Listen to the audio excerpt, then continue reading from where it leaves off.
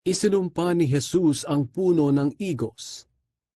Kinaumagahan, nang pabalik na sina Jesus sa lungsod ng Jerusalem, nagutom siya. May nakita siyang puno ng igos sa tabi ng daan, kaya nilapitan niya ito. Pero wala siyang nakitang bunga kundi puro mga dahon.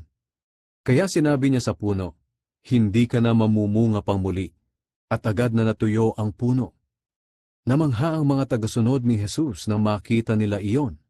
Sinabi nila, "Paanong natuyo kaagad ang puno?" Sumagot si Jesus, "Sinasabi ko sa inyo ang totoo. Kung may pananampalataya kayo at walang pag-aalinlangan, magagawa rin ninyo ang ginawa ko sa puno ng igos. At hindi lang iyan. Maaari rin ninyong sabihin sa bundok, 'Lumipat ka sa dagat,' at lilipat nga ito.